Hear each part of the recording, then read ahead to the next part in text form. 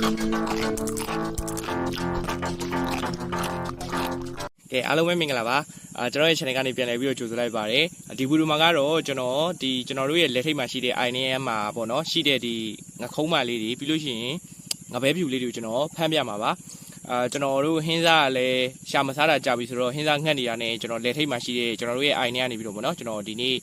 ငါးဟင်းစားလေးလာပြီးတော့ရှာတာပါကျွန်တော်ငပဲဖြူလေးတွေငခုံးမလေးကျွန်တော်ဖမ်းပြပါမယ်ဘာနဲ့ဖမ်းပါလဲဆိုတော့ပိုက်နေပဲဖမ်းပါပါကဲဒါဆိုရင်ကျွန်တော်အခုဖမ်းပြပါမယ်ပိုက်တားပြမယ်ပေါ့နော်ဆိုတော့ကဲစားလိုက်အောင်ပြင်းစလာကတော့တော်ပေါ်တယ်ဗျ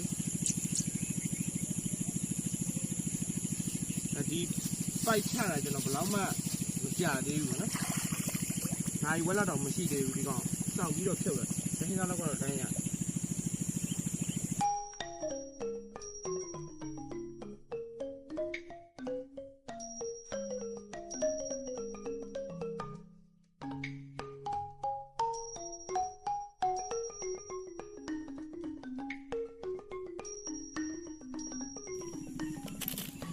ဒါကတော့အခုကျွန်တော်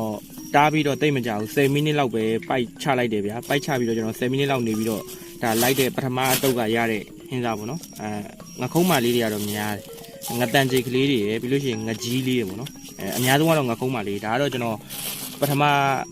တတုပ်လိုက်တဲ့ဟာပေါ့နော်ကျွန်တော်နောက်ထပ်10မိနစ်လောက်နေလို့ရှိရင်နောက်ထပ်တတုပ်ထပ်ပြီးတော့လိုက်ပါမယ်ဒီအိုင်ထဲမှာပေါ့နော်ဒီအိုင်ကိုကျွန်တော်တို့မဖော်ခင်တော့ဆိုရင်ဒါပိုက်ကိုအရှိရတိုင်းအနောက်ကနေလိုက်ဖြုတ်ရင်တဟင်းသားနှဟင်းသားလောက်အသာလေးရတယ်အခုကတော့ဒါအိုင်ဖော်ထားတော့တိတ်မရှိတော့ဘူးနော်ဒါကျွန်တော်10မိနစ်လောက်နေရင်နောက်ထပ်တစ်ခေါက်ထပ်ပြီးတော့လိုက်ပါမယ်ဒါတော့ပထမတော့ရတဲ့ဟာလေးပေါ့နော်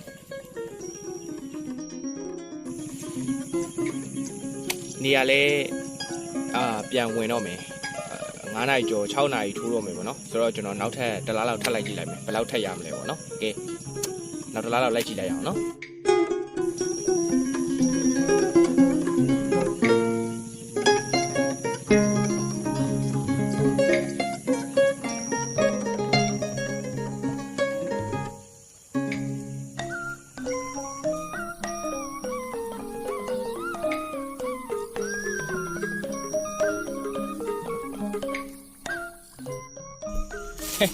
ကျွန်တော်ကပထမတစ်ခေါက်မှဒီကောင်တွေကိုငခုံးမလို့ခေါ်တာမှားသွားတာကျွန်တော်ခေါ်တာတော့အတဲ့ပဲဗျာဒါပေမဲ့သူကမှားထွက်သွားဒီကောင်တွေကငဖျင်းစလက်ပေါ့နော်